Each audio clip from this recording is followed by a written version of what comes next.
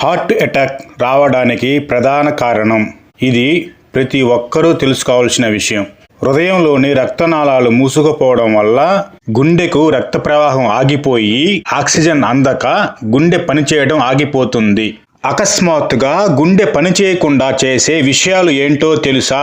అతిగా ఉప్పు మరియు జంక్ ఫుడ్ తినడం వల్ల బీపీ, కొలెస్ట్రాల్ పెరగడం, శారీరక శ్రమ లేకపోవడం, స్మోకింగ్ మరియు మద్యం అధికంగా తీసుకోవడం, ప్రతి దానికి టెన్షన్ పడుతూ ఉండడం వల్ల గుండెకు రక్త ప్రవాహం తగ్గించే హార్మోన్లు విడుదలవుతాయి. కాబట్టి టెన్షన్ పడటం వీలైనంత వరకు తగ్గించండి.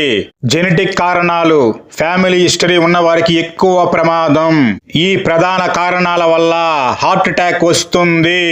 కొంతమందికి సైలెంట్ హార్ట్ అటాక్ కూడా వస్తుంది.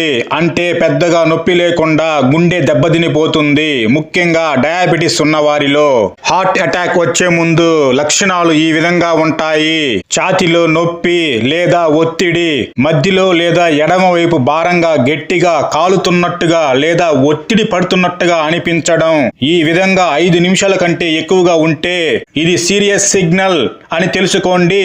ఊపిరి తీసుకోవడంలో ఇబ్బందికి గురి అవ్వటం, వేడి లేకపోయినా అకస్మాత్తుగా చెమటలు పట్టడం, ముఖ్యంగా ఎడమ చెయ్యి లేదా భుజం వైపు వెళ్లే నొప్పి గుండె సమస్యలకు సూచన.